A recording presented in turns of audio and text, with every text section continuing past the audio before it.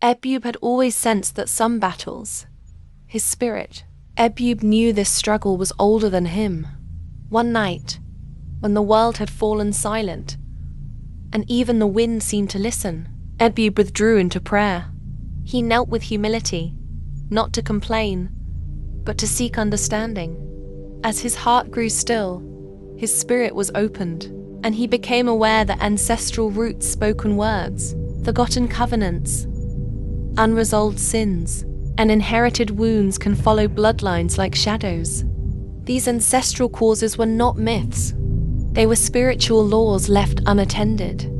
In the quietness of that sacred moment, Ebube did not accuse his forefathers.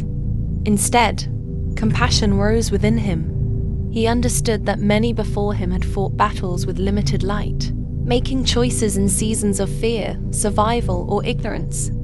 With tears flowing, he asked for mercy not only for himself, but for his lineage. He repented for known and unknown transgressions, standing as a representative for generations past. As he prayed, Ebube began to speak words of renunciation. He renounced inherited fear, failure, delay, sickness, and repeated loss. He declared that every altar raised against his bloodline would be dismantled by divine fire.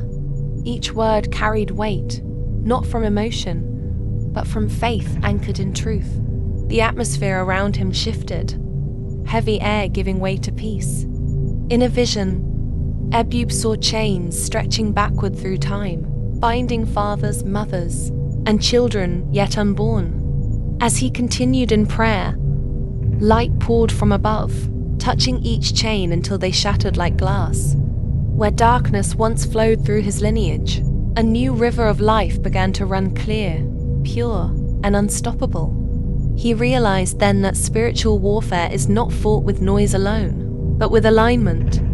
When a person aligns with truth, obedience, forgiveness, and grace, ancestral causes lose their legal ground.